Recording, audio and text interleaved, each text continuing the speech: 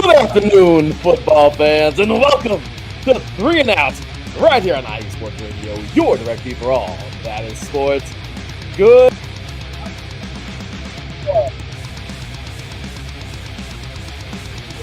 And we have 2 more to go. And who are those next 2 champs? Well, I'm glad you asked, because we have a national champion in college football to crown and a NFL champion in just a month and 2 days away from right now. That's it. That's all she wrote. We are getting down to the end. A high school national champ has been crowned.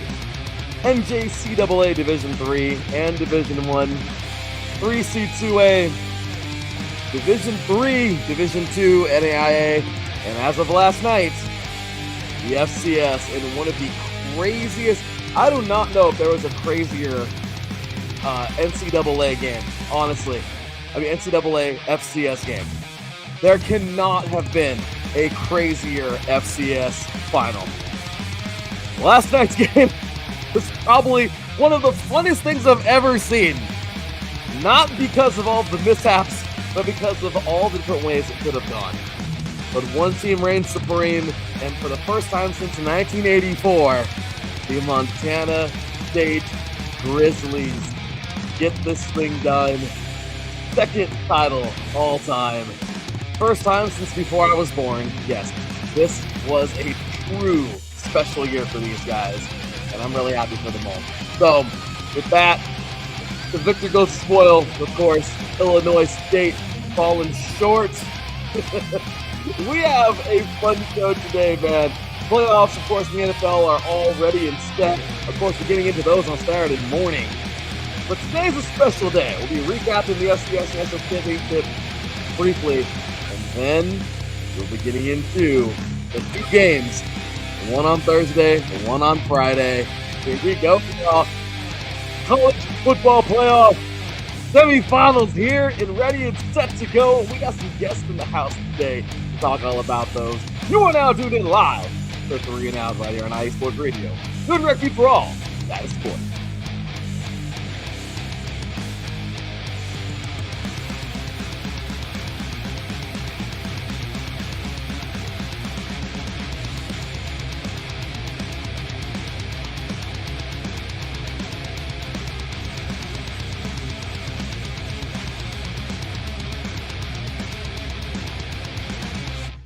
Welcome, all you diehard football fans out there. Again, we appreciate you all so very much for being a part of this, for jumping on in here, and for joining us every single week. Again, you guys are amazing. You're too good to us, and we appreciate you all. So, with that said, y'all, let's get it, man. We got ourselves a fun one tonight, or this afternoon, whatever you want to call it. 12 p.m. Pacific Standard Time.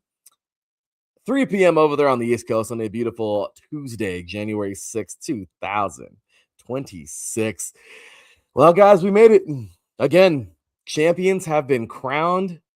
And honestly, it's been a special season. This year has been one of the funnest seasons I think we've seen in a long time. And at the end of the day, guess what? We're here to talk more about these teams, more about how this is all going to boil down. And overall, again, opinions are fun, right? We all got them. We just thank you guys for jumping on in and sharing yours with us. So with that said, let's do this, y'all. Here we go. Starting things off. As always, I couldn't do this without my boy, man. He, of course, is IE Sports Radio Hall of Famer. He is the host of Set Point here. Had a great show last night, getting you ready, getting you into the NCAA men's volleyball season that's already gotten underway. And of course, good friend of mine, 3 and Out co-host here, my dude, man, Mr. Teran Rodriguez. Good day to you, sir. How you doing today, man? Doing good, Larry. And yeah, what a thrilling FCS championship match that was yesterday. That was absolute cinema. Wasn't it? Some people would say it was annoying because of all the different things, the different ways that game could have gone, but it was really fun. So, kind of funny. I mean, hey, you know what? I'm all for the extras. So, hey, look, when it comes down to it, I always like to say the more the merrier, right, Teran? And this guy's here a little early today, but it's all good. We're going to bring him on now because hell with it. He can talk about that game last night too if he even watched it. Ladies and gentlemen, welcoming the host, one of the co-hosts of the End Zone Oracle. By the way, man, End Zone Oracle just made their first full season. Gotta give these guys an applause. They just got to the end of their first full season, man. They did an amazing job. I'm so excited to see what they have in store for season 2. We're already getting things ready and set. The website's almost done, you guys. So, oh my gosh, I put in hours of this gosh damn thing. So I cannot wait to finally launch it and get it going. But you're going to see lots of cool stuff going forth. And we're just going to have a lot of fun with that. But bringing on this guy, man, again, the host of the End Zone, one of the hosts of the End Zone Oracle here on IE Sports Radio, our fantasy football show. And of course, all around great guy, man. Soon to be IE Sports Radio Hall of Famer for sure, because he's been around for so dang long. Ladies and gentlemen, our boy, Mr. Josh Ritter. Good day to you, sir. Hey, Larry. Thanks for having me. I did watch some of that FCS game, and I got a little background info on that for you later on. But yeah, that finish was great. Wasn't it awesome? Like, good. As our very own Big Mike would say, who's going to be joining us in a little bit, that game was drunk. Yes.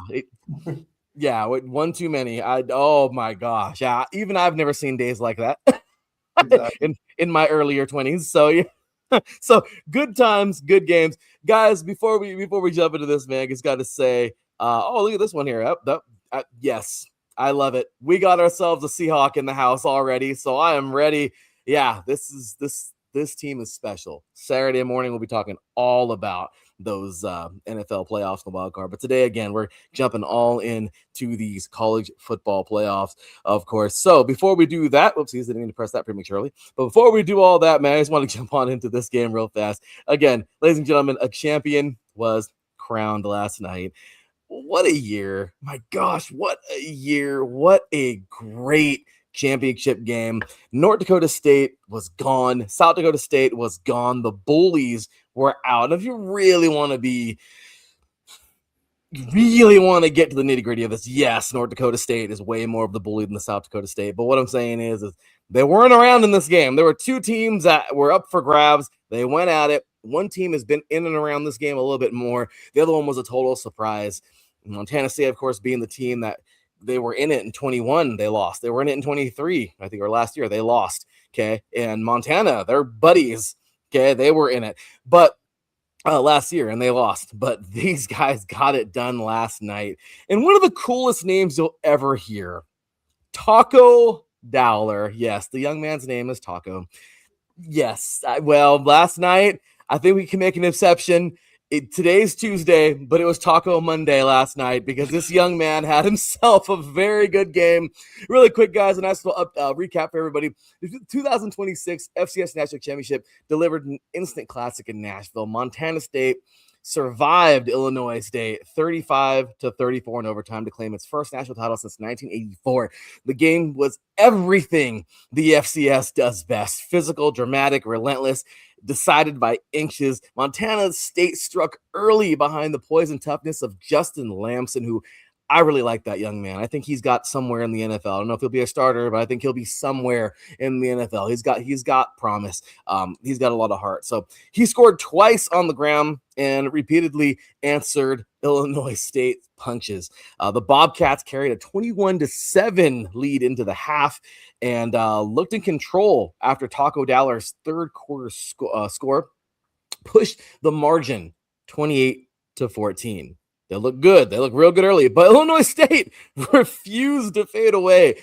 Tommy Rittenhouse, that young man also has a heart of gold, man. He put on a gutsy performance. He threw for 311 yards, 4 touchdowns. Daniel Sabowicz, and Dylan Lord tortured, just destroyed coverage all night long. They combined for 322 receiving yards and 4 scores. Illinois State erased the deficit with 2 fourth-quarter touchdowns, then appeared poised for a heartbreak to go the other way when a potential game-winning field goal was blocked in regulation. In overtime, the Redbirds, went to overtime. The Redbirds struck first, but the block extra point loomed large in that first stint of overtime. Montana State's possession faced fourth down. Lamson delivered the game-winning and really championship moment, okay, as you would say, set point in a volleyball match or in tennis or whatever. What was championship point at this point? And firing a strike. Well, it's kind of, I just had to say that because tennis down there, volleyball over there is like it kind of cool, you know. Both of you guys share that. It's kind of cool. But look, guys, this was insane, man. It was awesome. Taco Dowler, walk-off touchdown, one snap, one catch, one title. That's all it took. Extra point was good.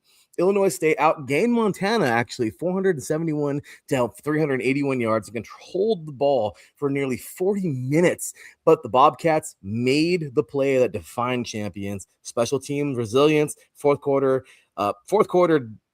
just resilience, fourth down nerve, and a late game execution that could be unmatched. After decades of waiting and years of coming close, Brent Vigen's program Vigen, sorry, I think that's how you say his name, finally reached the summit. Montana is your 2026 FCS, well, 25-26 FCS champion. So I'm going to write those damn things. So hopefully that wasn't too long, but I really wanted to catch the essence of that one. Gentlemen, since you're our guest here, of course, ladies and gentlemen, he, of course, is our Miami Dolphins insider. As you can see, he is our Oregon insider. He's ready to go. Josh, your thoughts on that craziness? Just, it's so cool to watch. Just as an anecdote, I went to the Ducks' first game of the season, which was against Montana State. And we didn't know anything about Montana State when my son and I both went. And about the third quarter, my son looks at me as, who is this Dowler guy that's just tearing us up? I swear he had over 100 yards in that game. Every time that they made a play, it was this kid. And we looked up his name, and my son looked at me, he's like, I thought they called him Taco, but there's no way his name's Taco. Sure enough, his name's Taco. So I've been kind of following Montana State all year because even though they got blown out, because they're an FCS program, it is what it is. You go to Autzen at the beginning of the season, it's going to happen. But they impressed me, and they sure enough been a very, very good team all year. And Taco Dowler, man, he has been performing all year, and I hope to hit for his sake some NFL team looks at him because he's got talent. He does, man. Yes. That young man has got a freaking amazing arsenal because he's got everything. He's fast. Yeah. The guy can catch. He catches it. He reminds me like a Wes Welker. His route running is impeccable. Absolutely. I think it's crazy too. I mean, it's true. It's true. That game, you guys did play them. It was the regular season opener. I remember that. You destroyed them 59-13. Obviously, It's the Oregon Ducks, and not many people are. Not many teams are going to hang with Oregon, even if you're in the FBS. It doesn't matter. But I mean, for him to even get that, look, for a player to even get over 100 yards on that defense, that's impressive. Yeah. And like I said, they moved the ball up and down the field in chunks of that game. They didn't score a lot because they just couldn't get the ball in the end zone. But they made a ton of big plays in that game, and almost all of them were Taco. And the quarterback stood in the pocket consistently under pressure and threw while getting hit. Like, that team has got a lot of grit, which you would expect from a team in Montana, right? They're going to have grit. And so, I like I said, I've been following them all year because I was super impressed with them. The score, it didn't indicate how well that team played. No, you're absolutely right. It was a really cool. I like how you got a little connection there, man. And look at that. Your boy even caught on to this monstrous receiver. This really, I mean, you didn't know it. You didn't know it, but when you were in those stands, you were watching the future FCS champions just a few months later. So, and really hopefully the future FBS champion. And hopefully, I mean, wouldn't that be cool to say that the FCS and the FBS champs played each other in week 0? Like, that is so cool, Teran. I mean, you weren't in the stands or anything in that Oregon game, but I know you did watch that game. We've been talking about these guys all season. Are you surprised? No, not really. I mean, this was just a thriller of a game. And unfortunately for Illinois State, they had the chance to go up by 3, but sadly, special teams do matter. And this game works in mysterious ways. And sadly, for Illinois State. They just fell a few plays short, and special teams just is definitely a key when it comes to this game. But you got to give credit to Illinois State. Battling back from 14 points down on 2 different occasions is absolutely amazing. And we talk about what Illinois State has done. Obviously, their underdog story, and they came oh so close to winning the whole thing. They probably were a blocked field goal or a blocked extra point away from possibly winning. I mean, if they make that extra point, what does Montana State do? Do they go for 2, or would they go for overtime 2? But Montana State, everyone seems to forget that Montana State started off 0-2, losing to Oregon and South Dakota State, and ever since they pretty much ran the table. So I liked what Montana State did this year. I thought they were very impressive overall.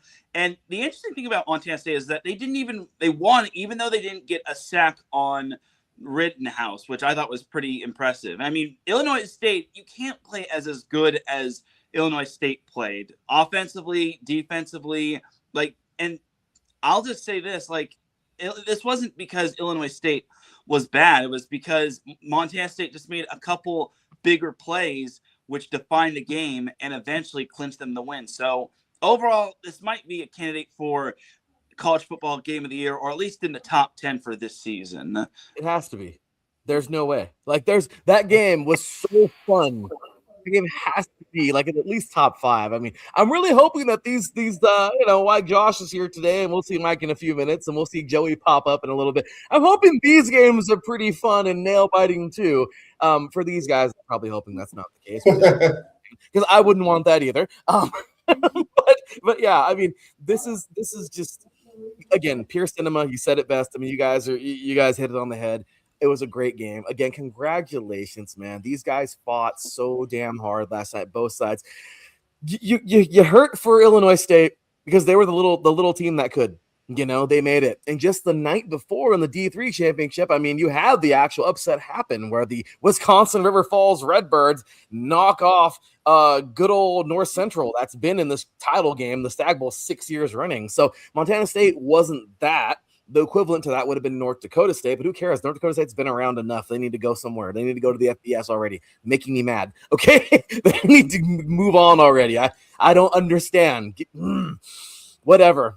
Were you scared? You scared, Bison? What's up? I'm sorry. I'm just saying, you know what I mean? Put them in the new Pac-12. Screw it.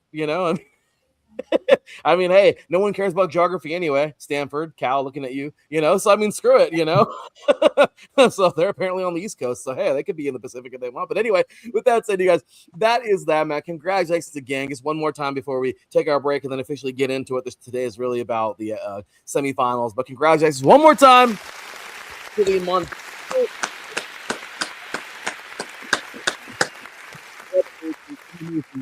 Taco Dowler, you, sir, have made your name a household name. I mean, his name was already a household name before he was born, because who doesn't love tacos? I'm just saying, but I think everybody got more of a reason now to love taco, because last night was amazing. So congratulations to those guys. They get to ride off into the sunset now and enjoy the rest of the year as champs. So target on their back, but let's see what they can do next year. So with that said, you guys, we're going to go ahead and take ourselves a quick little break.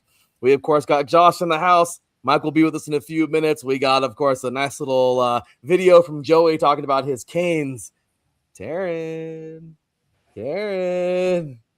I'm sorry. I mean, not yet. And again, I'm not going to let up until they win. If they win it, then. But if not, guess what? Not back. Sorry. Okay, with that said, you guys, take ourselves a quick little break. Show some love to our sponsors. When we get back, man, it's about time. It's about that time to preview those 2 semifinals coming up. Oh, yeah, I'm getting Chick-fil-A on Thursday. I don't care. Or wait, what day is that? What day is the Peach Bowl? Whatever day that is, we're getting Chick-fil-A. Sorry. I guess, Peach Bowl's Friday. That's right. So that's right. He's ready for the Peach Bowl. I know. So. He's like, oh, I know that game. So take us a quick break, guys. When we get back, we're talking all about the semifinals, the college football playoff semifinals. You are watching 3 and Out right here on IE Sports Radio. Your direct feed for all that is sports. We'll be right back after this.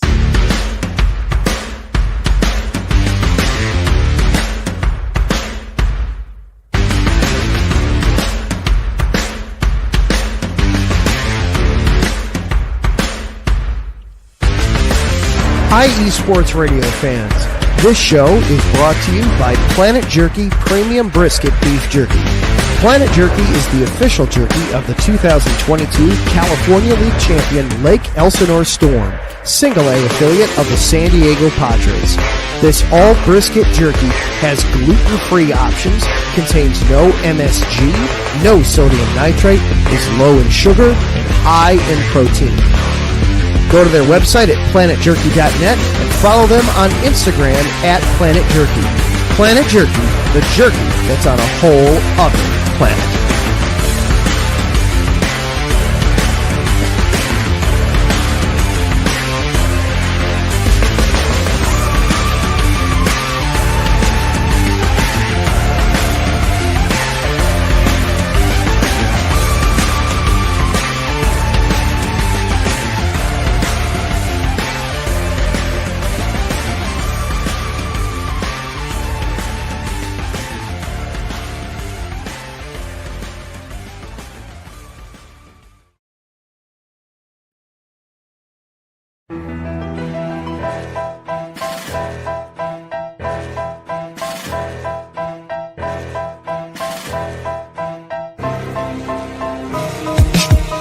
For the last 10 years, IE Sports Radio has been bringing you amazing content ranging from interviewing legendary athletes, coaches, and other authorized media personnel to building tailor-made shows dedicated to all major sports cities around the country.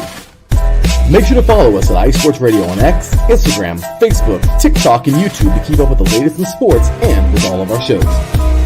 Also, make sure to check out our daily updated website at iesportsradio.com.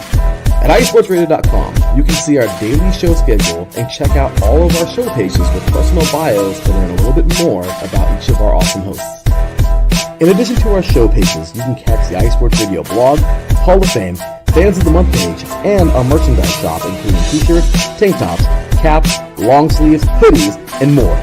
For now over a decade here at IE Sports Radio, we've continued to be by the fans, for the fans, and we thank you all for your support and for making IE Sports Radio your direct feed for all that is sports.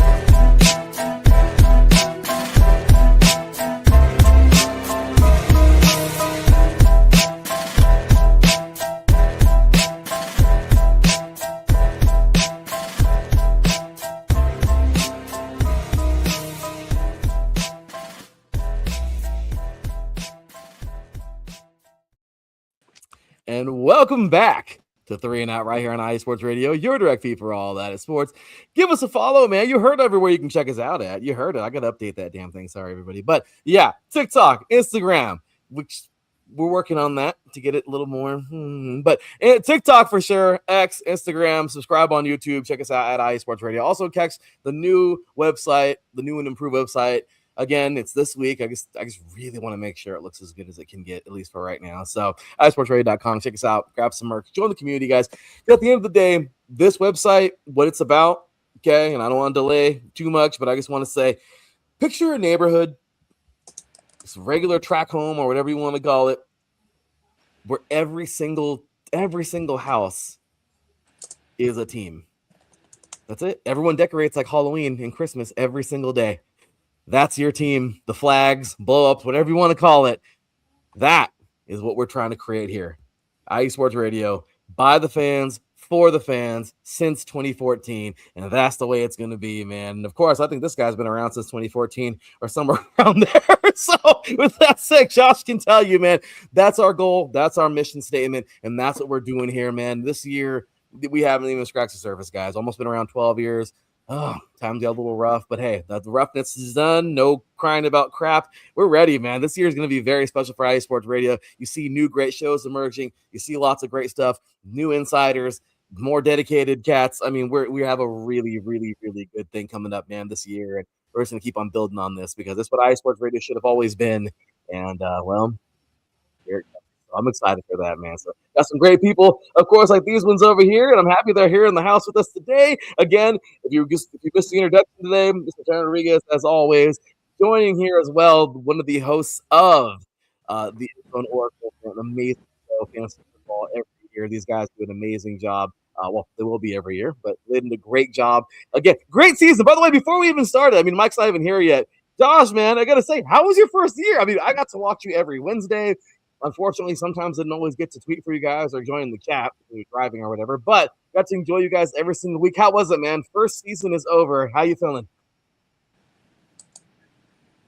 Oh man, it was so much fun getting to pour through all of the roster ads and all of the great performances of the year, and getting those questions last minute, getting those 9:45 a.m. before the 10 a.m. game questions. Who should I be dropping? Who should I be adding? Like, it was cool to really be able to help people with their rosters, and just loved the interaction with the fans. Looking for more of that next year. So keep an eye out when we come back in August. We'll be doing a draft prep session, which we didn't get to do this year. So looking forward to that. I think that'll be really helpful to folks. And the feedback that we've gotten so far has been really cool. So yeah, it's a great year. I loved it, man. You did an amazing job, man. You really did. You really did a great job. And I loved it. You guys had an amazing show. It was a lot of fun listening to you guys every single week. My gosh, at the very end there, I kind of fell apart because I work and everything, and the holidays came together. But of course, my injuries didn't help me very much either. Mahomes getting hurt and everybody. But man, I had a great reason. I had a great two great coaches here to help me with stuff throughout the year. So good stuff, man. You guys give really good advice. You had a great season. Yeah, your team had a great year.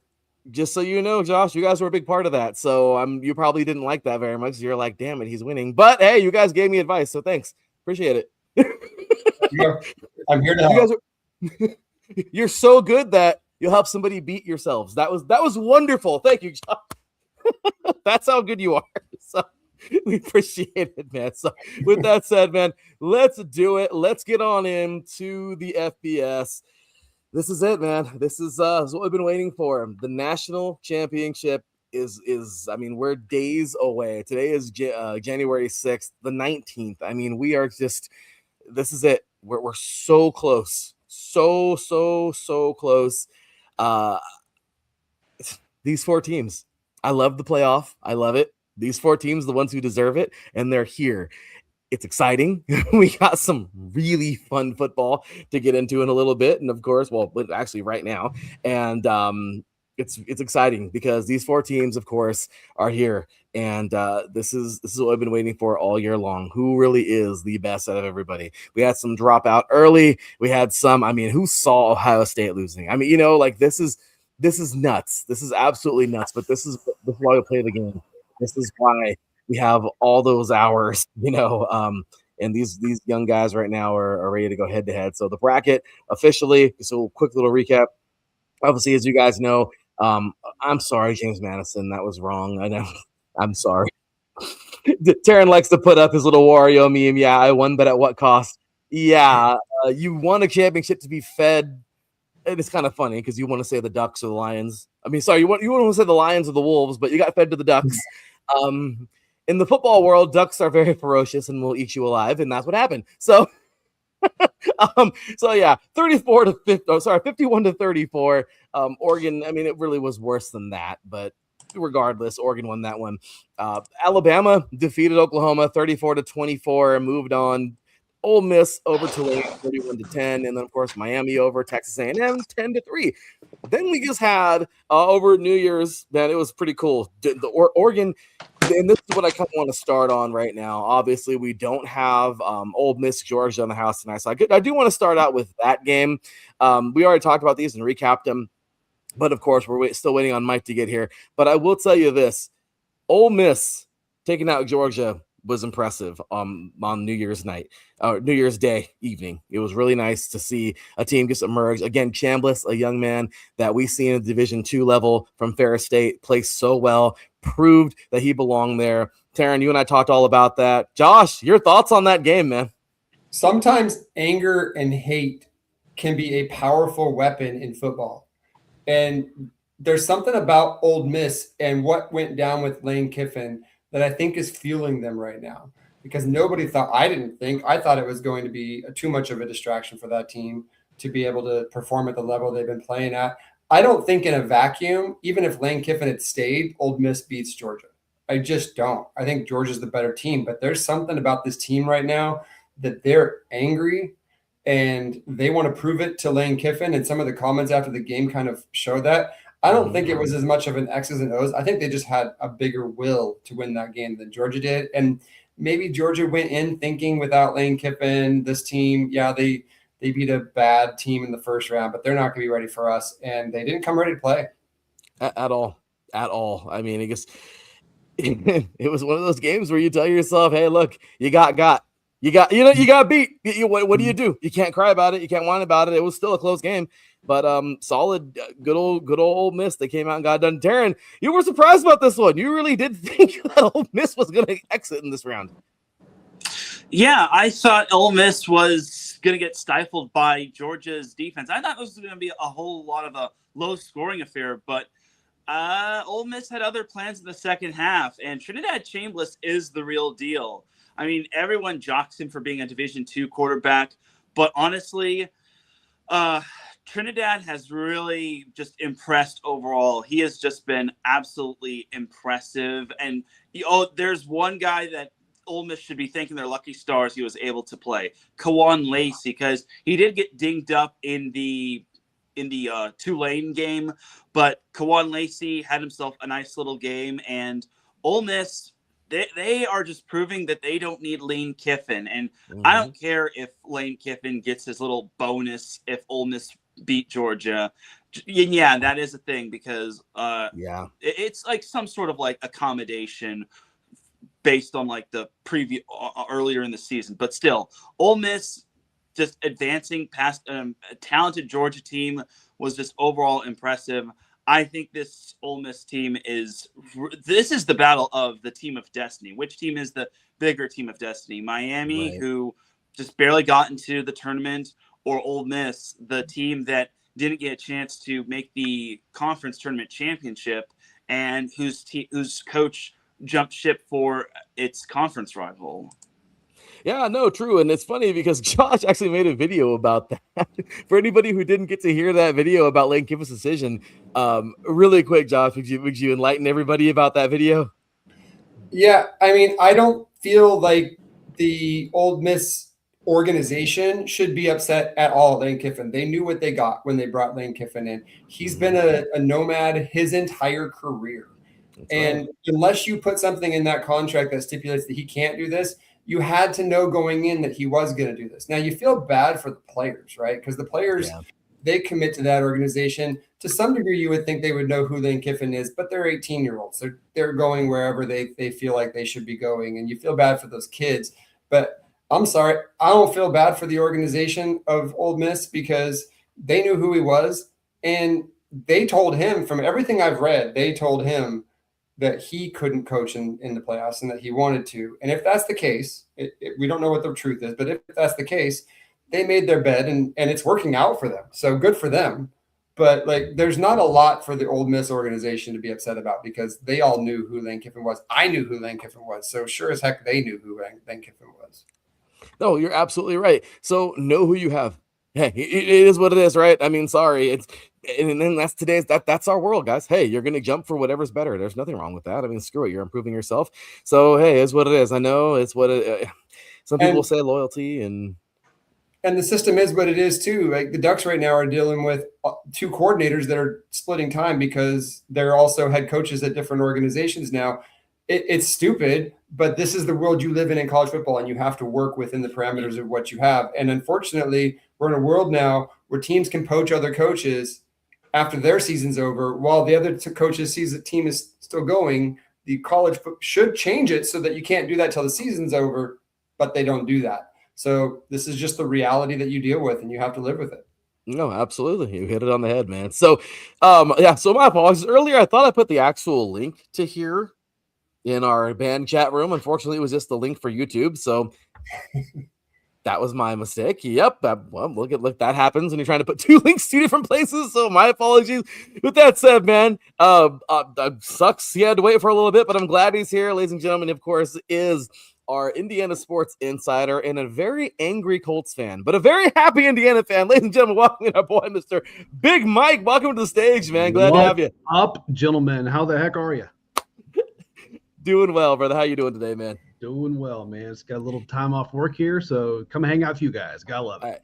And appreciate that. Thank you for making the time. Apologies for the mishap. Yeah, I'm like, I put happens. the link in the chat. Like, what the hell? But wrong link. All good, my brother.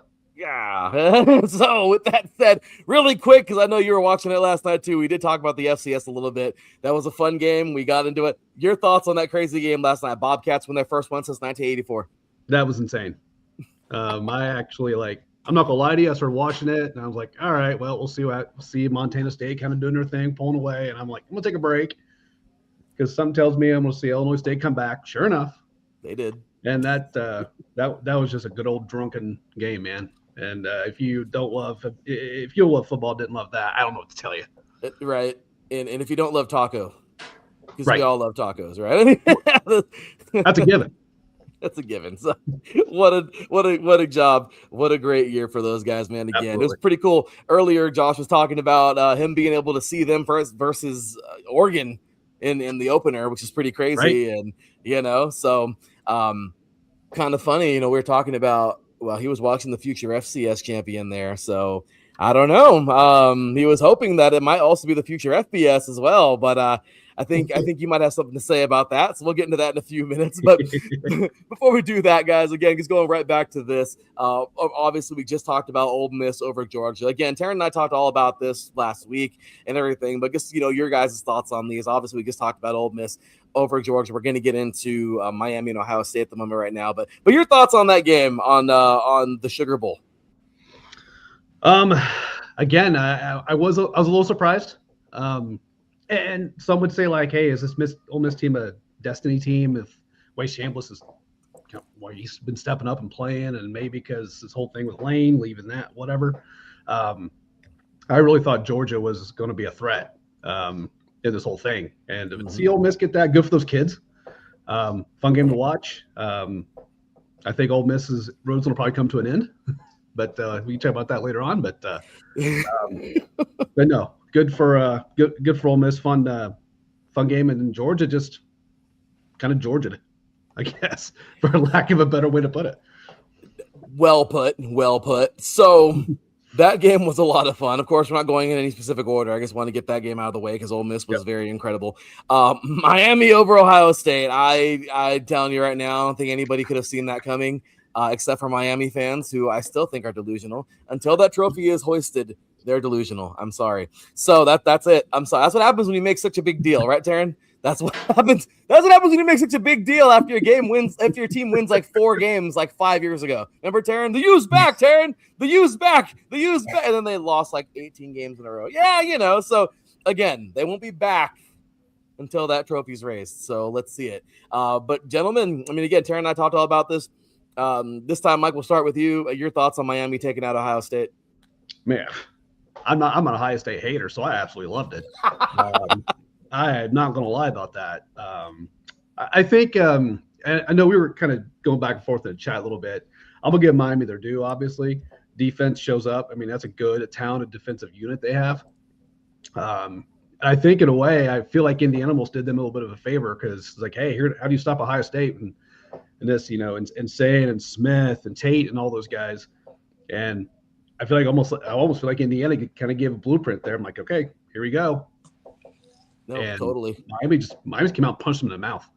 And then, again, Ohio State obviously made that little bit of a maybe we're going to come back early in the second half, which Ohio State's good enough. You're probably never just going to step on the throat and run them over, so to speak. But tip the cap to the Hurricanes now, man. I thought it was very, very impressive on both sides of the ball. It looked like Ohio State was going to get some momentum back, and Miami came back and scored points, running the ball fairly well. So kudos to Miami. Oh, big time. I'm with you. Josh, your thoughts, man? So when Big Mike's Hoosiers beat Ohio State in the Big Ten championship, the first thought that came to my mind is, Ohio State's winning it all now. They're going to be pissed, and they're going to roll right through everybody. And I was absolutely floored by what Miami did in that game. And there's one thing about Ohio State that I've always kind of noticed. They have so much talent every single year that sometimes the quarterback's deficiencies kind of get covered up.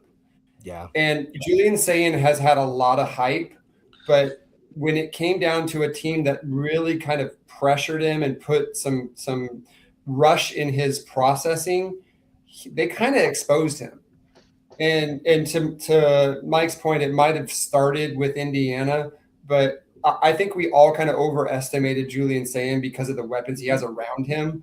And when you get a really good defensive front in front of him, Ruben Bain just destroyed that offensive line, and it exposed the quarterback. And I did not expect that, but it's something to keep an eye on next year as Julian Sayin goes into his next year to see what they do. But good for Miami. That's the way to beat Ohio State right now, is to put pressure in Julian Sayin's face and make him make quick decisions. And they absolutely did that. That's the strength of their team. And it's a formula that wins in playoff games. No, you're totally right. And that's exactly what happened. So really, really crazy game there. Miami got it done. Ohio State. I mean, again, it's just kind of funny how everybody hated Ryan Day because he couldn't beat Michigan. And then he finally beat Michigan. He wins a championship. Everyone loves him. And the minute he lost this game, now everybody hates him again and wants him fired. It's crazy, right? Those are Ohio State fans for you, right there in a nutshell. Teran and I were having a ball with that one. So anyway, okay, so let's get on to your guys' two games, man. Obviously, Oregon, man, got it done. What a day. Texas Tech came, they saw, and they were conquered, okay? That's pretty much what happened. Texas Tech, they had their place. They played well.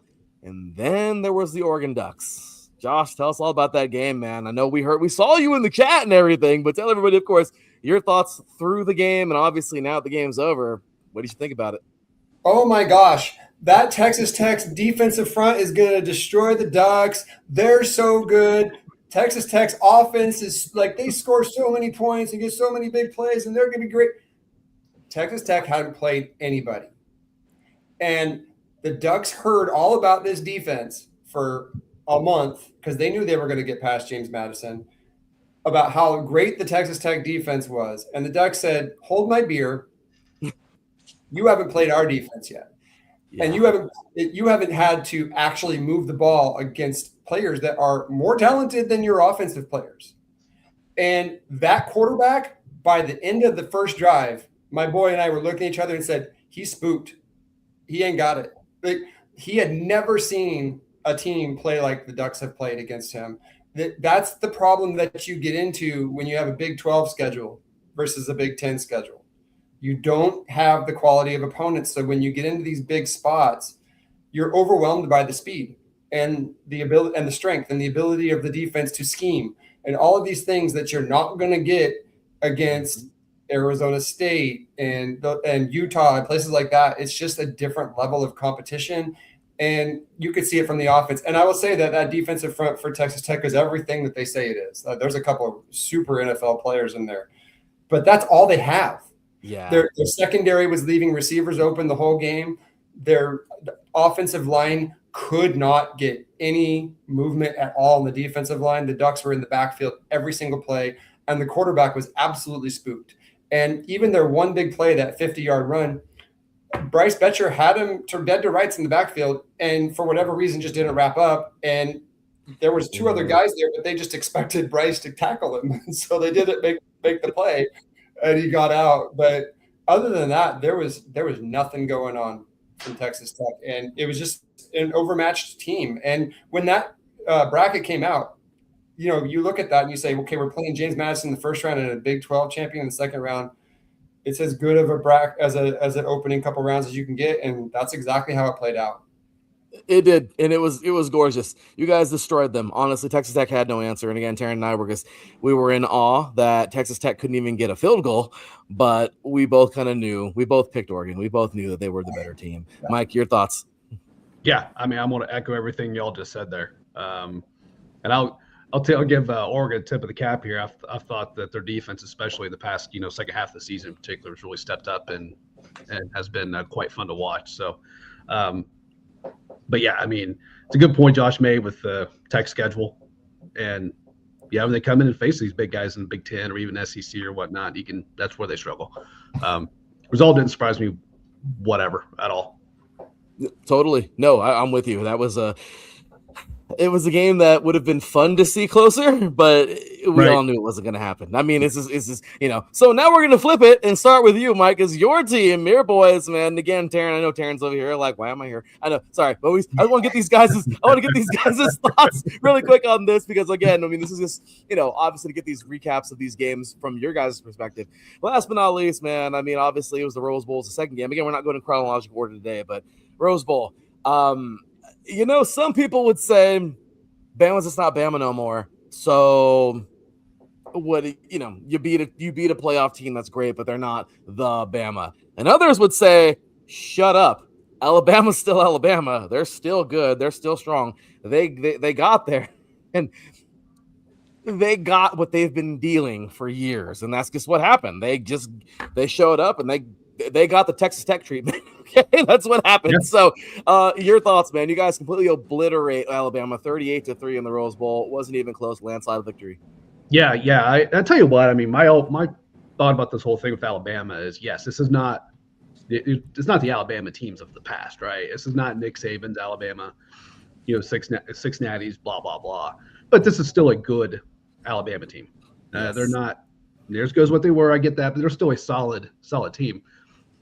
And seeing how they came back and kind of whipped up on Oklahoma, I was like, okay, all right. I felt going into the game, Indiana was going to win the game and win it by a score or two. And I thought it'd be one of those games we come out of at the end, saying something along the lines of, and IU kind of controlled this game. It got interesting maybe here, but for the most part, Indiana controlled this game. I did not expect it in total annihilation and domination that we saw. I just didn't. And I was watching it with a bunch of IU fans of mine, or friends rather, and they were stunned. Not because, again, they have full faith in Indiana how they played this year, but just to go in there and on a big stage like that and absolutely crush Alabama. It caught me a little off guard. I thought they'd win. I thought they'd win relatively handily, but not in that fashion. Yeah, I did not think that was going to happen, but guess what? It happened, and Alabama just,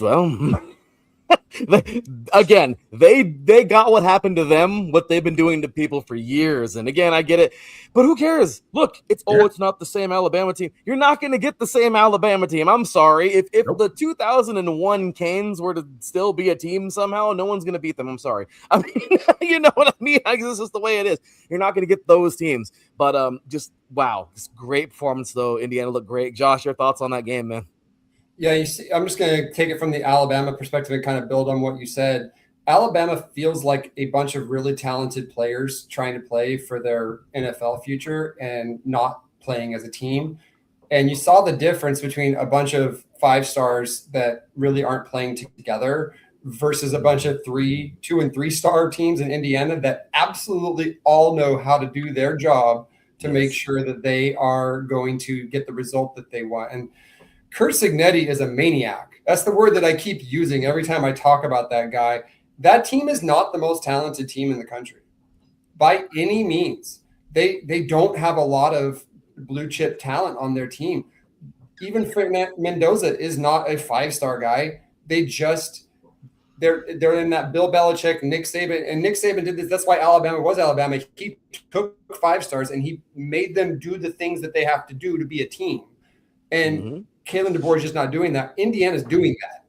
And when you see 11 guys on the field working together, knowing their job, doing their job, Bill Belichick cliche, do your job, you see the result. And when Alabama got punched in the mouth against a team that wasn't going to let up, unlike Oklahoma, they didn't have an answer, and it was over. It was so impressive. I've been so impressed by Indiana all year long. They just keep doing what they do, and they don't care. They have no soul. They will take it from you when they're up 40-0. They'll just keep coming. It's super impressive.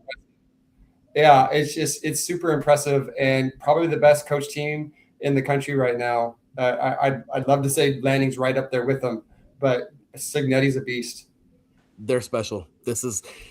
These 4 teams that are playing in the next couple of days, we're going to get a treat. Again, I know both these guys on here are really hoping it's not that game we saw last night in the FCS. I know because, we have these things called hearts that can only take so much, I mean, it is what I don't know. Josh's heart's kind of crazy. This guy runs like 46 miles every morning, and it's freaking nuts. But so I don't know. Mike, you do any of that kind of running?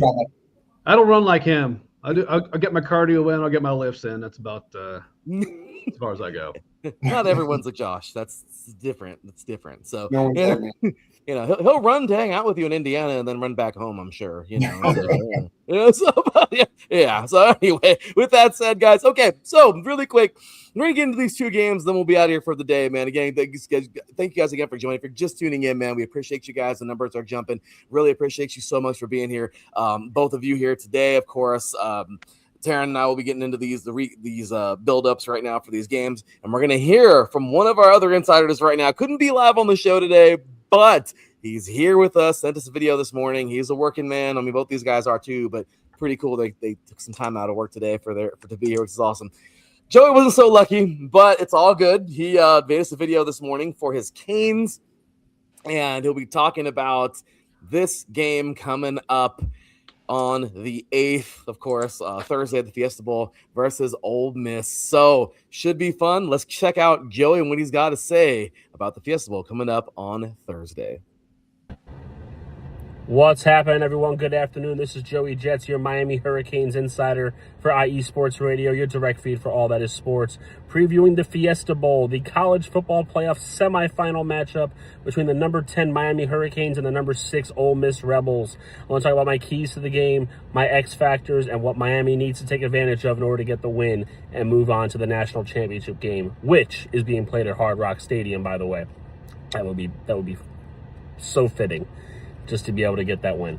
Anyway, so my keys to the game for Miami, really establishing the run game is number one. We've been so dominant in the run game lately in this season.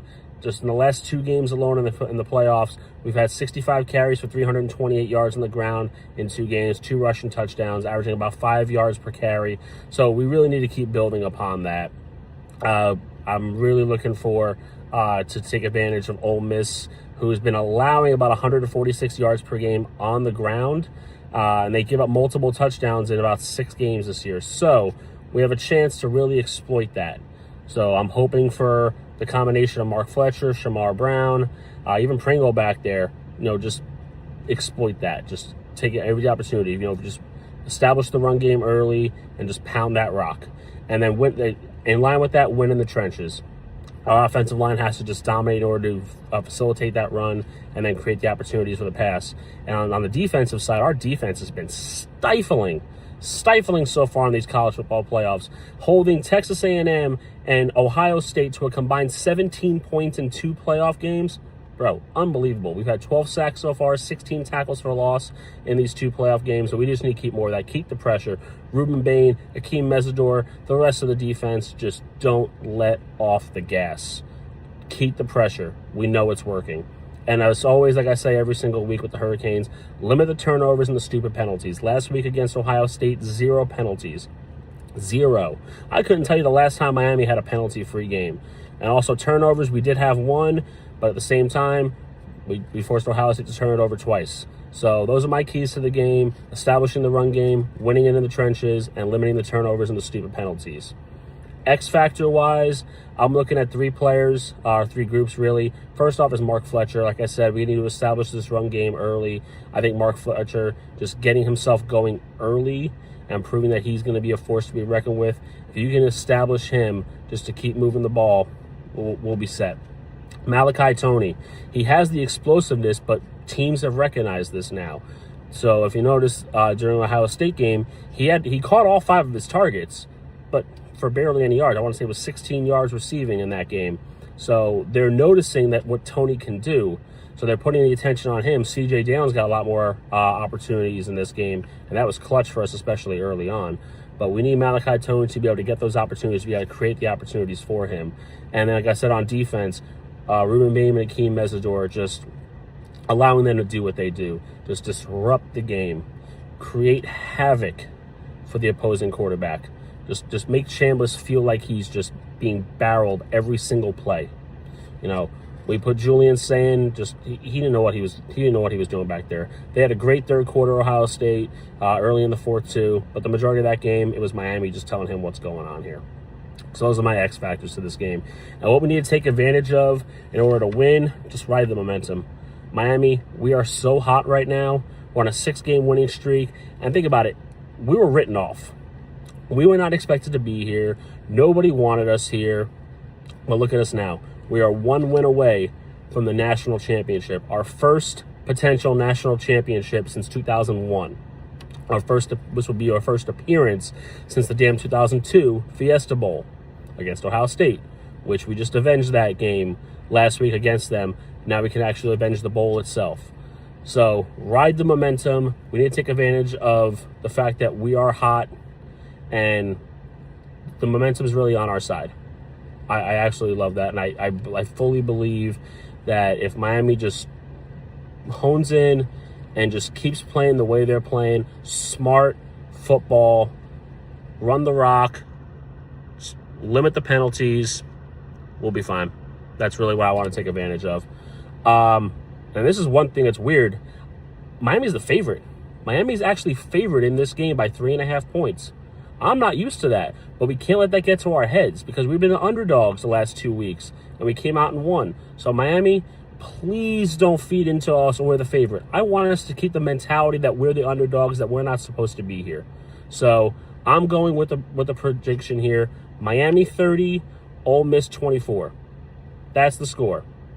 Miami, we got this. This is Joey Jets, IE Sports Radio, Miami Hurricanes Insider. And as always, it is all about the U, baby. Let's go, Canes. All right, y'all. Welcome back again. Look, Joey Jets throwing it out there. Okay, now everybody, let's go ahead and throw on Joey's Jets rant video coming up next. I'm just kidding. No. We don't have Nobody enough time wants to watch anything about the Jets. No, he doesn't even want to watch anything about the Jets. Oh, that poor guy. I know. It's if you listen to his rant videos, it's just like he's just like broken. He's just like, yeah, we suck. Sad. It's rough. I know. He's like speechless sometimes. He's like, yeah, I know. Well, I want to say there was a positive.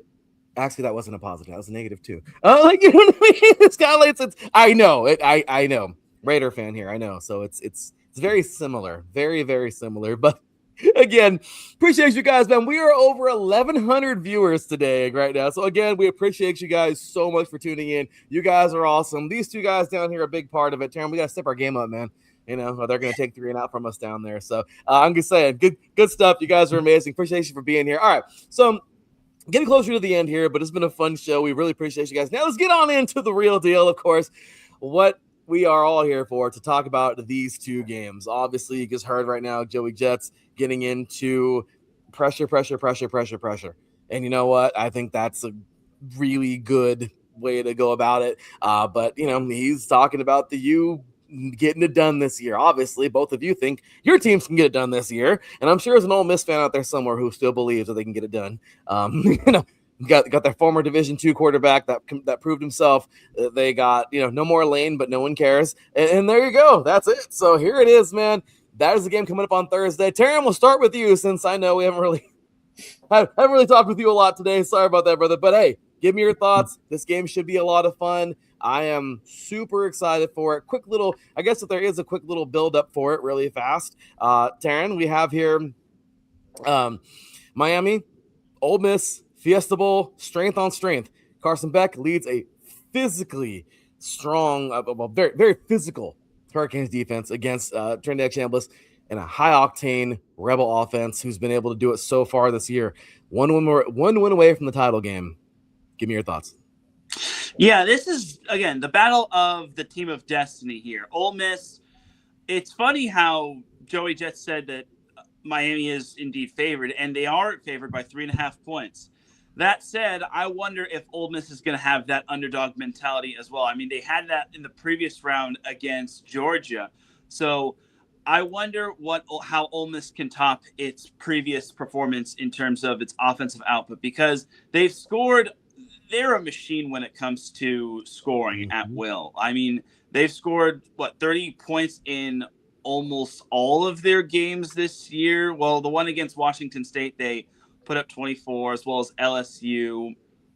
But in all of their games, they've scored 30 or more, which I think is pretty impressive. Even in their loss against Georgia, they put up 35. So it's all about what they're going to do.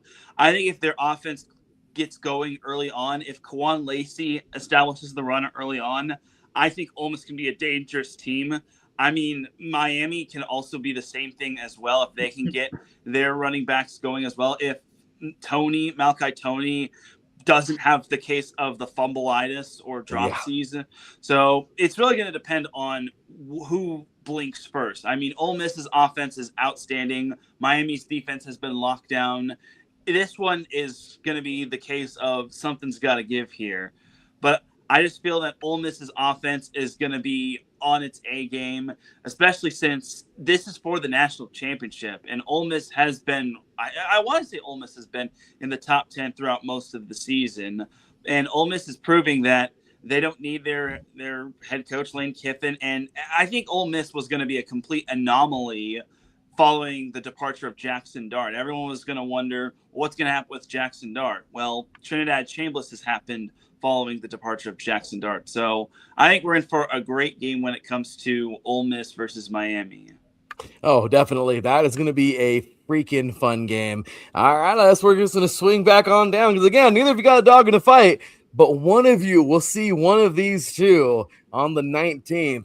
All right, Mike, start us off, man. Tell us your thoughts on this game and who you taking. I tell you what, man, I agree with a lot of what Teran said. Couple teams of destiny here, potentially. Ole Miss is a cool story. Even if you love or hate Miami, I think it's kind of cool that they're competitive again, at least, even though the fans thought they've been competitive for the past decade. Look, I mean, I'm just going to kind of come out and state the obvious here. To me, it's about quarterback play, and Miami's defense is good, so keep them in every game, just for the most part. Do we get good Carson Beck? Or do we get back from when he was dating one of the Cameter twins? Because that, to me, is kind of where it's at. Is he going to be one of those performances where he just doesn't know what he's doing out there and there's penalty after penalty? Because if that's the case, that's going to put Miami a little bit of trouble. Your defense can only do so much and stay on the field for so long. I don't anticipate that. I think they'll be both teams will be pretty focused. I like a good strong game here. I just don't think Ole Miss has quite seen the defense like Miami is playing right now. So 3.5 is probably about right. I would say it's a one score. I'd probably take the Canes, but you know what? I wouldn't be shocked. And that's a great assumption to make. Josh, your thoughts? I come at it from the same angle as Mike, but I come to a different conclusion. I do think it does come down to quarterback play, but honestly, I don't see a world where Miami's offense can get enough points to be able to dictate any play in the game. I think Ole Miss is going to be able to handle Carson Beck pretty well. He's probably the weakest quarterback left in the field. And I just think that they're going to be able to do their part. So it comes down to how well can Trinidad Chambliss escape the pressure of that front seven. And he showed last week how well he can do that. And so I think to some degree, the strength of the Hurricanes kind of feeds into the strength of Ole Miss. And if Trinidad Chambliss shows any of the mobility and ability to kind of get away from the pass rush, because they're going to win up front, or Miami's going to win up front. Mm-hmm. But can he evade that pass rush and get to his receivers or get out in open field and start running? I honestly think that's going to be the difference in the game.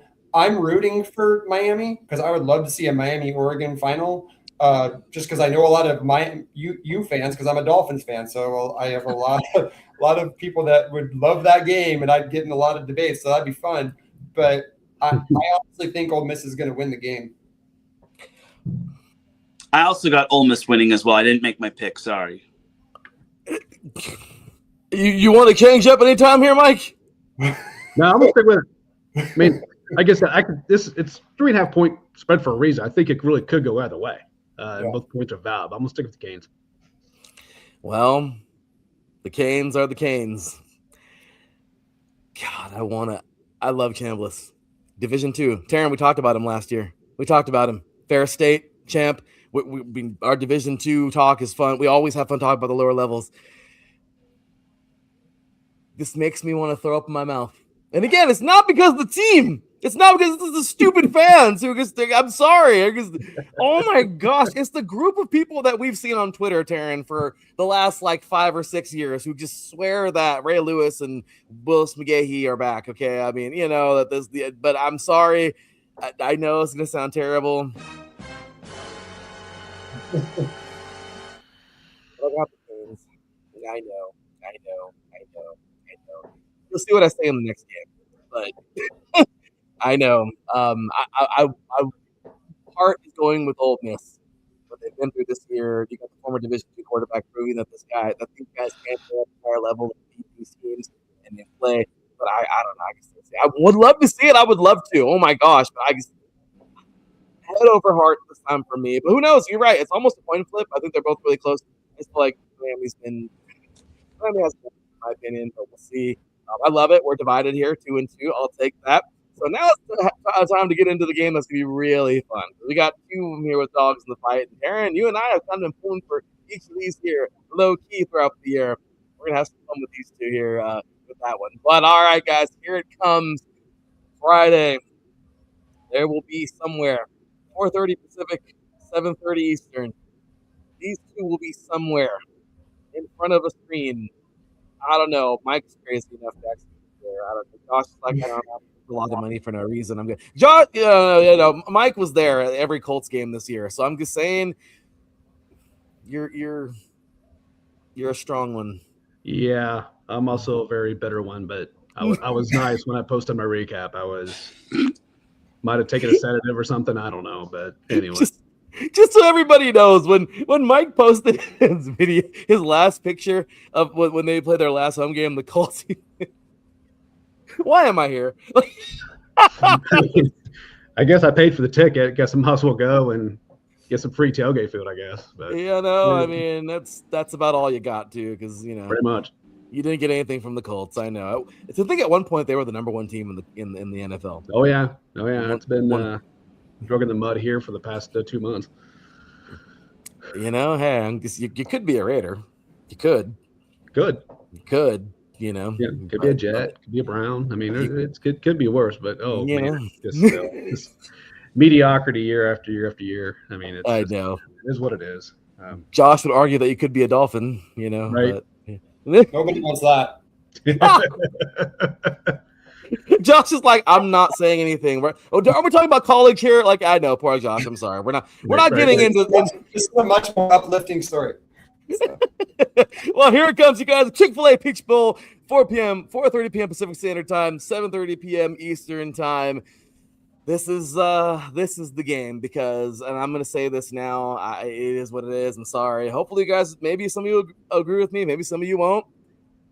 But guys, the winner of this game, I feel, is the champ. I'm sorry. I do feel that both of these teams will absolutely eat Ole Miss or Miami alive. I mean, I hate to say it. It sucks. I don't know if we're going to get a Alabama TCU championship. Okay, I don't know if we're going to get that. But I do know that, the championship is on Friday, guys. The national championship is on Friday. That's just the way I'm going to put it. Sorry. Don't want to be a downer for anybody else out there, but this is the game, and these teams are going to come out and fight like hell. It's the number 5 should be higher, 13-1 Oregon Ducks, and the number 14. Sorry, the 14-0 number 1 in the country for the first time since never. Yeah, never. Indiana Hoosiers. Here it is, guys. This is it. We're ready to roll. Let's do it, man. We'll start with the quote-unquote away team since they are, they're the team who was lower in the ranks. Josh, we're starting with you, good sir. Tell us all about it, man. Give us everything. Keys to victory, what you think you guys can exploit on their team to win this thing, how you'll win it. Give us all the goods, man. Full Ducks preparation coming from Josh Ritter. Here we go. First thing is, you stole my thunder, Larry. I was going to say these are, in my mind, by far the 2 best teams in the country right now. And unfortunately for Ole Miss and Miami, they don't have either the quarterback play or the defense to be able to hang with these teams. So this, in my mind, is going to determine who wins the national championship. The key to the game first is the Ducks have to get off to a fast start in this game. They have to get back on the front foot and not give themselves those vibes. Oh no, here we go again from the 30-20 loss that they had earlier in the season. So they got to get off to that fast start. The Ducks in this postseason have taken the ball at the beginning of the game both times and went down and scored. Against Texas Tech, it was just a field goal. But they need to put their foot into this game really fast. And I think that it's going to be important for them to score first. So first key to the game is start the game off on the right foot, put a little doubt into Indiana, make Indiana change their game plan a little bit because you get up in front of them a little bit. Because when Indiana gets ahead and they get into their offense and their defensive game plan, Cignetti's got almost impeccable game plans. And if you just let him do his thing, Alabama saw it. It's an avalanche waiting to happen. So starting the game off fast is huge. The second key for me is the entire key to winning this game, which is stopping Roman Hemby. If they let the running game get going early against them, that opens up everything for Fernando Mendoza. If you look at his stats throughout the year, yes, he won the Heisman, but Mendoza hasn't been throwing the ball up and down the field all year. It's not really a high-flying type of offense. They play off of the fact that they have a solid running game. They have a solid plan. They stay ahead of the sticks. They make the right play. He's got a pretty decent receiver out there in Surratt that he can throw to in key situations. But they're not out there throwing bombs. That's not the type of team that they are. But if you let them stay on schedule with that running game early, I think it's going to be really difficult because you're going to get Fernando Mendoza into a rhythm and you're going to keep that pass rush from getting to them. And the Ducks' key in their defense is they get pressure with their front four. And if they're worried about stopping the run, they're not going to be able to do that. So stopping Hemby. As far as X factors go, I got a couple of those. The first one is Decorian Moore. He got hurt midway through the season, and he was out for about a month and a half.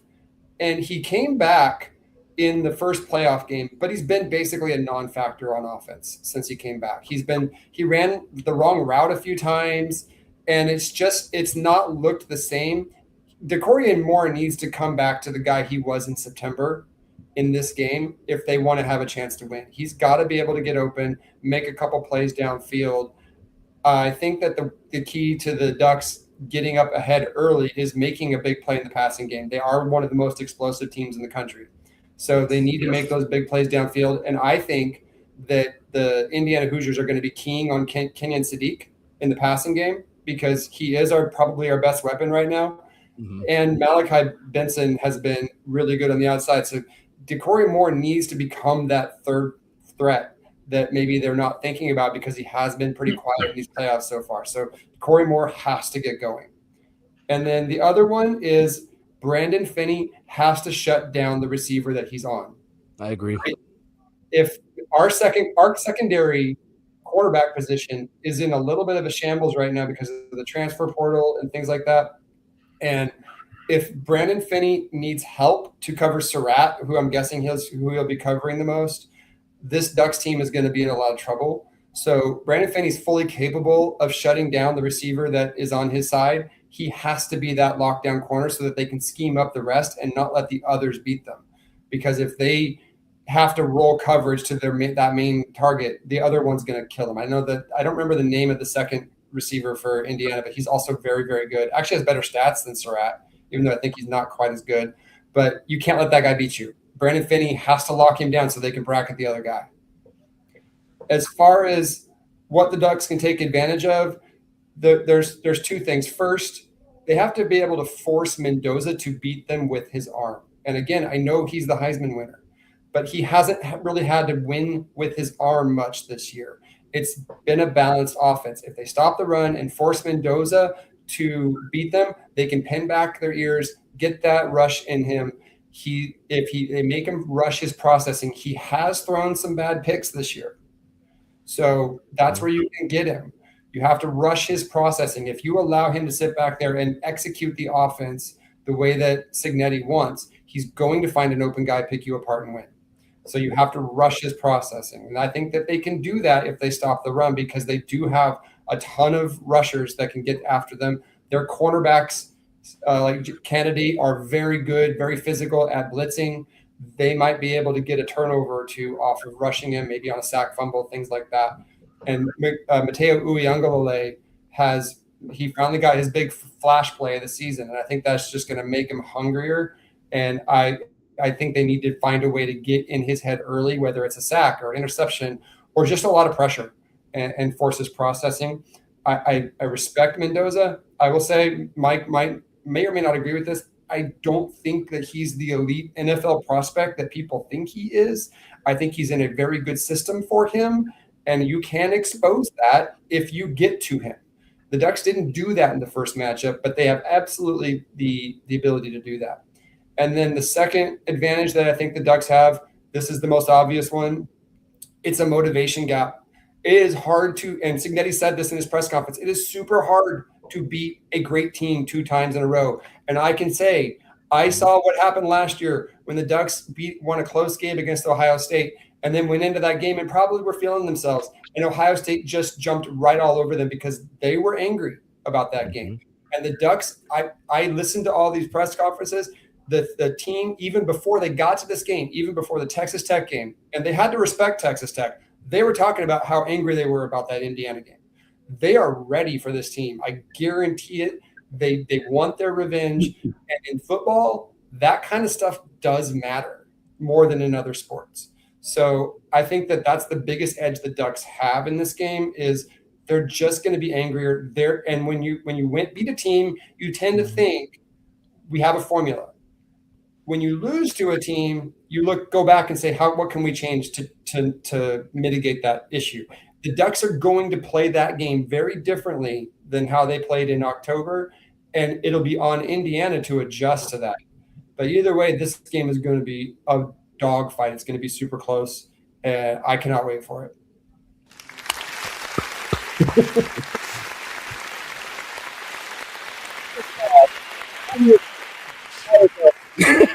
Great stuff, dude. Josh delivering. I will say, I love Mendoza, and God, this sounds horrible. I don't want to say this, but I do understand what you're talking about when a player comes from a they come from an offense. They come from a system that they fit in so well. Anybody remember? And I am not comparing him because my gosh, no. Does anybody remember? And if you don't, that's okay. You guys will, of course. But anybody listening out there viewing this, you probably don't remember this name unless you're really into college football. And everybody remember the guy by the name of Jake Coker? Yeah, undrafted, national champion, undrafted a couple months later. No, I mean, now Mendoza's way better in my opinion, but I'm just saying some people would say the same thing. He was on an amazing Alabama team, but he was kind of a system guy. He was plugged in the best way. Him overall isn't the best, so I understand. Mendoza, world's better, but it's true. Some can argue that. Regardless, though, this guy, he's looking, let's see what he can do in this game and moving forward. But overall, great points there, Josh. All right, well, Josh took the floor, and man, boy, he did what the Ducks do. They get going, and he was on one. And hey, you know what? Really good points there. Great points for the Ducks.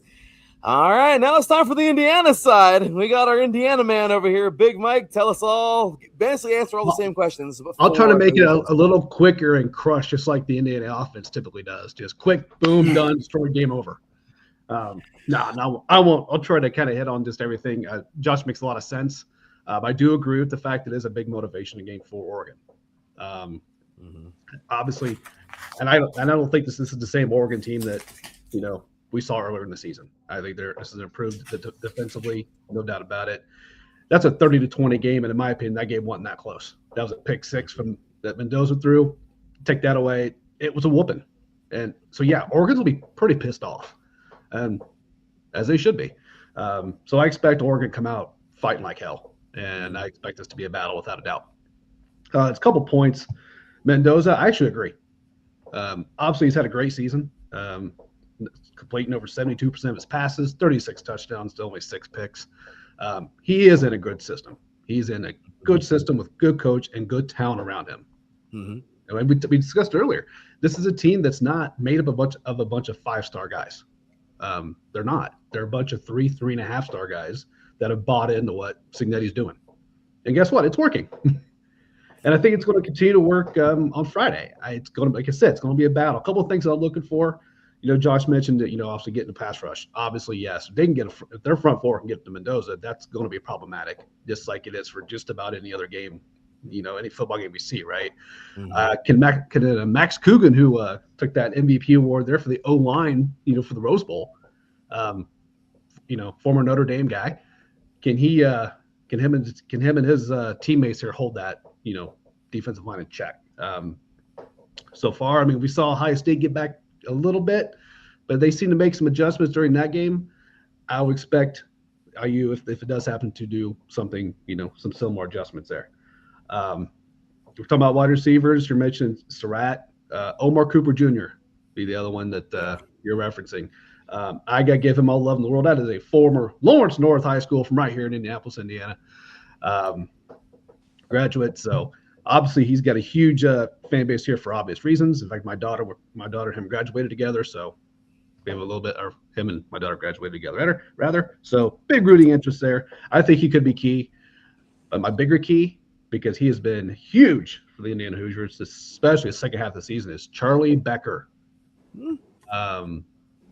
He is going to be big. He really, in my opinion, really opened it up for Indiana when he was in the Rose Bowl. And really, the second half, no one's been able to really stop him. Not even Ohio State had troubles with him. So I think there's an issue, there's a matchup there that IU can exploit with the Oregon defense. So to Josh's point, if they have trouble with Surratt, you're going to have Becker to worry about too, and that could be problematic. So I look for IU to kind of take advantage there. Makes a great point about Hemby, no doubt about it. Kalen Black's who I'm looking at as well. He stepped up in the Rose Bowl, and a lot of people forget he was out for a couple games. He would have been a 1,000-yard rusher. So theoretically, IU could have 2 1,000-yard rushers this season. I just don't know from this offensive side of it, now that they're healthy or not, that there's enough of a defensive presence to Oregon that can contain this entire IU offense. Again, a price from the front four will change that, no doubt about it. Yeah. So it'll be interesting to see how that shakes up on the line of scrimmage. Flip it to the other side. I still feel even as of now, this Indiana defense is not getting the respect nationally that it should. We were talking about this in the chat, Larry. That was just beautiful display of defense against Bama. Oh yeah. And people are like, oh well, these guys aren't that fast and whatever. Oh yeah, they're a lot quicker than they look, and they hit a lot harder than you think. Mm-hmm. They're not a type of team that gives up a lot of points. Now granted, you can look, they played some, but 3 points to Bama. Well, I think most of us would have thought Bama would have got a little bit more than that. And I think Oregon's going to get more than 3 points. Don't get yeah. I'm not suggesting that at all. I'm not going to be real here. But I do think at the rest of the season, with Hardy and Fisher, and even with Kamara actually having a down year, but stepped up pretty big in the Rose Bowl. He's been stepping up the past few games. So I like what they're doing defensively. It just kind of blows my mind how, not saying anybody here, but just from a national perspective, that IU's defense is pretty damn stout. Oh, yeah. And everybody talks about the offense. So, but regardless, we could talk stats all day long, all night long, whatever. To me, when this game comes up, it's not those stats. Throw them out the door. Oregon's mad. IU feels like they got something to prove because people have been doubting them all year. They're like, oh, it's Cignetti's transfer portal, blah, blah, blah, whatever. This was the losingest program in college football until this year, the Indiana Hoosiers, until they passed Northwestern. So now it's Northwestern. The IU is still number 2 in that regard. So, and quite frankly, I feel like Indiana fans have kind of almost given up on basketball. So now they're just all bandwagon on football. But that's another story for another time.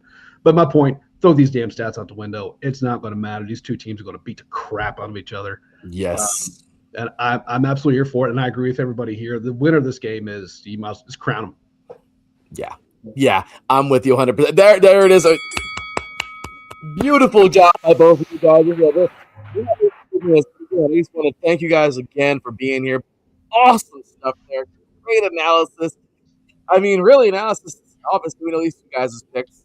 But I mean, looking at this really quick, Teran, you and I cover all around nation high school. I mean, this is crazy. Look at this year. Oregon, my gosh, Jet Washington. We know him, Teran. Bishop Gorman. We know that wide receiver. Well, guess where he's going to be? What he's going to be wearing next year? Oregon green. Okay. Devon Benjamin, safety out of Oaks Christian here in Southern California. East. Yeah, he's also at Oregon. Olu Kelly, offensive lineman out of Farrington, Hawaii, another monster. Tommy Tofi, another big, giant offensive lineman. He's come from Archbishop Riordan. I mean, these guys are collecting. I will say Indiana has one really, really good commit. Monson Sales, obviously, coming from Indiana. He's from Lawrence North, Indiana High School. Big time player there. But again, you see the pipeline. Kind of to finish up on to piggyback on Mike's really good point that yeah, they're not necessarily these monstrous players. They're 5 stars walking out there. We got these guys, Josh, but it's cool seeing the little things that could. Josh, you got something there? Oh no. Yeah, I just wanted to say, sorry, real quick. The Ducks need to win this game because when this coach starts getting those 4 and 5 star recruits in Kurt Signetti, when he starts getting because they're winning now, they're going to start in the next few years. They're going to be a much more attractive. Indiana's and Oregon are going to be 2 of the best college teams for a long time because this coach is no nonsense. They both come from the Nick Saban tree. They're both total maniacs. They both are going to be great recruiters. He's dealing with half a deck right now, Signetti, and he has every chance to win the title. My God, when he starts getting 5 stars, look out. Mm-hmm. Agreed. No, totally agreed. This is going to be fun. So again, final minutes of the show. Teran, take us out, man. Give us your thoughts on this game, and of course, your pick. Well, I actually do need to confirm something. Did you pick Miami or did you pick Ole Miss, Larry? No, I got Miami. As much as I don't want to, I'm picking Miami. Yeah. All right. I just need to confirm just because I'm keeping track of the pick'ems. But anyway, all right, Indiana, Oregon. I think this is going to boil down to the defenses more so than the offenses. And personally, look, I know Indiana has been high scoring, but you have to look at what their defense has done. They've only given up 20-plus points in 2 occasions, one against Penn State and one against Oregon, which Mike already talked about the pick 6, which actually allowed them to get to 20 points. Meanwhile, for Oregon, but they've also been pretty solid as well in terms of their defense too. They've only given up 20 points to 3 teams, one to USC, one to Penn State, and one to Indiana. So this is going to be the case of something's got to give between one of these 2 teams. And I think it's true. Whoever wins this one is probably going to be the national champion. Not trying to discredit Ole Miss or Miami. I think both of these teams, having played a pretty tough schedule in the Big Ten, just really has performed well. And look, Oregon has done a really good job of bouncing back following that Indiana loss. I mean, they've won pretty convincingly. They only had a 1-score game, which was against Iowa, which was in rainy conditions, which we can all pass at that.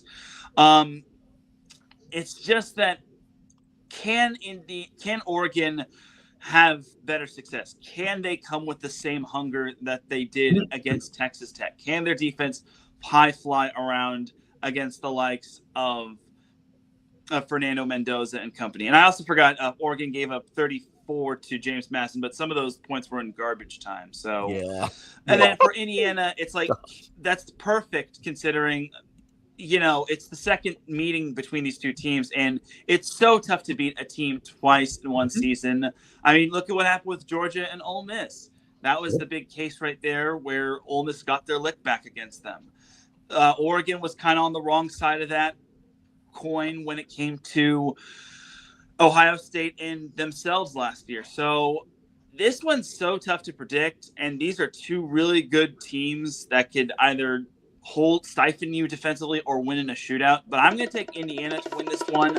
I think it's going to be close, but personally, I think Indiana just inches this one out. I think the defense makes the big play, and Indiana controls the clock on the ground as opposed to using Fernando Mendoza in the air. They're the darlings. They're the sweethearts. They're the team that everybody wants to see it. And I trust me, this is another heart and brain fight for me. Teran, you're taking the Hoosiers. You and I have been infamous for doing this year. And you know what? I have loved it. Damn. The heart just wants Indiana so bad, but I can't help it, man. I got to go Ducks. All right. I know. Look, the reason why is because, gosh damn it, they're angry. They're angry. Like, this defense is going to play as lights out as they can. Look, this could be a freaking overtime field goal type game. I don't know. And again, honestly, I can't even believe it. I'm just picking a team. That's it. The winner, it's up to these guys. I mean, honestly, this isn't like Oregon, Texas Tech, where we're like, yeah, we kind of hope, but we kind of hope it'll be a good game, but it's not. This is going to be testing. Honestly, it's a coin flip. Seriously, I got a coin right now and pick somebody. But if I got to go with somebody, someone has to say, hey, get $100 for the winner, obviously. Oh my gosh, I want to pick Indiana because I love them. I think I love the story. Damn it! If I gotta pick somebody, look, Aaron, we learned something again. Never pick against the Wisconsin Division III football team. And this year, I think I've learned don't pick against Oregon. I think USC learned that lesson this year. Okay, don't play Oregon. And they don't really like Crimson teams. I'm just saying, so, teams that have that deeper red color, the Oregon Ducks are very fond of. So, but look, that's no disrespect. Big Mike, you guys have an amazing football team, and I want to see them too. So I want to see them at the end of the day, though. I don't know. I guess I go with them.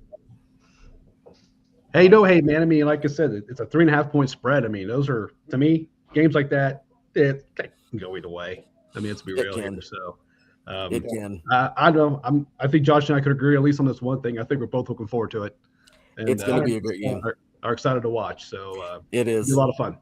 Oh, it will. So, gentlemen, again, any last thoughts, comments, anything you guys want to throw out there, social media stuff, anything you guys want to, go on ahead. We'll start with you, Josh. What are you thinking? First of all, I got us winning 30-27 on a last-minute turnover when the Indiana's trying to drive for the win. The Ducks are going to get a turnover, and they're going to kick a 47-yard field goal in a tie game to win it at the buzzer. So that's my gameplay here. I think it's going to be super close, and I cannot wait for it. My heart will be pounding for 4 hours. But yeah, you can find me on TikTok, Josh.Ritter57, and at JoshRitter13 on X. And definitely we'll be doing a preview for this game probably tomorrow and a recap afterwards. Man, I hope it's a good recap. It is what it is. Be looking for it. You got down there, you guys, and of course, website will be up this week, so I'm gonna have something special with those deals coming up. I'll throw mine out there real quick too. So chill.mike7 on TikTok, the chill Mike on X. Give me 31-24 Hoosiers. It's gonna be a dogfight for the fourth quarter. I think we could be seeing something where it's tied mid fourth quarter. I'm gonna say IU gets a score late, and defense holds. It's them down the wire. Like I said, I can't wait. I'm stoked for it. It's gonna be a hell of a game. It is. And gentlemen, again, thank you both for being here. We took 90 minutes of your day away from work. So sorry, but hopefully the bosses will understand because football comes first. Sorry. It's the beautiful thing about being a manager. I'm not on an hourly employee, so I just have work to do now. Sorry. Hey, hopefully it's worth it, right? So, Absolutely. Gentlemen, you guys have been amazing. Thank you. Have a wonderful rest of your day, and we will see you guys after all this is over to bring you back on the show. We're gonna have some fun. So, all right, guys. Absolutely. Take care. See you guys. Thanks. All right, guys. That was Josh Ritter and Big Mike. My gosh, these guys are amazing. Thank you so much again to both of them. One more, can we get an applause for both of them? Teran, that was fun, man. Yes, give it to him.